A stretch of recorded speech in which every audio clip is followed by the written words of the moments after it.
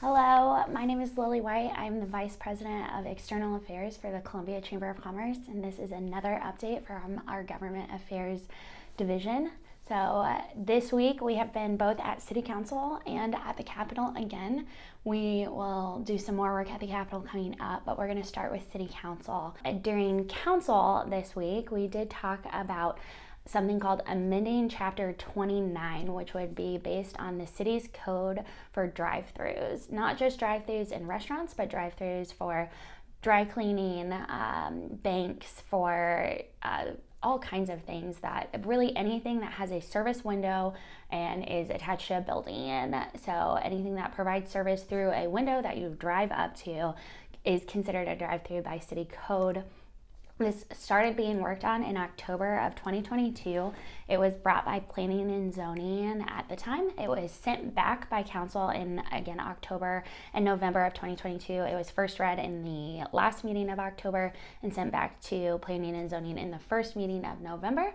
Planning and Zoning has met and discussed this topic in between January and February, and sent their recommendations back to City Council with no amendments to change the information they'd sent last fall.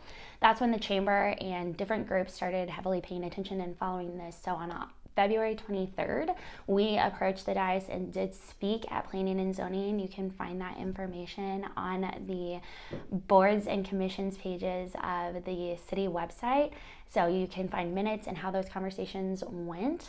Then we approached the dais again at City Council on March 6th was when we went, and Matt McCormick, our president, did speak, and we asked the council to consider opening it up and having a wider conversation with our business owners to learn how that would truly affect business, both that is already here and business that could be coming in the future.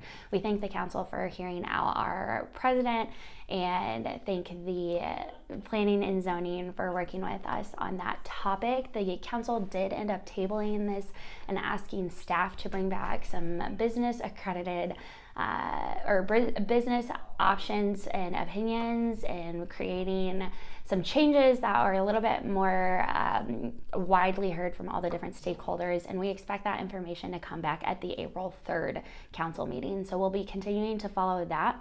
We again want to thank our mayor and our council members for hearing us and hearing the business community that did join us at council. It was a bit of a lengthy conversation, but it was unanimously sent back to be amended again.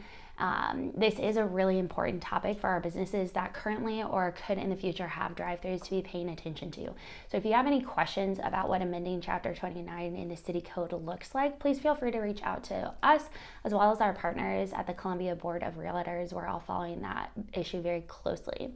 Additionally, at the last council meeting, not March 6th, but the last in February, the council brought back the Fusus amendments and said they'd like to hear about them again. We're expecting to hear about that very soon, and that does fall inside of public safety for the Chamber's priorities. We did not hear that discussed at March 6th, so we expect that to be on the agenda on March 20th. Moving on to the state capitol. So this week, the child care tax credit was heard again in committee.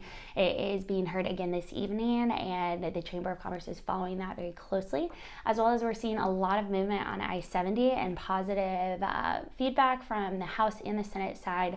So we will keep you guys up to date on that. No official movement has been had in that area. We have seen a couple bills being moved out of committee regarding the old fuel tax and how that can be used and maybe even edited in the future. The Chamber is not taking a position on any of the fuel tax bills, but we're following them very closely.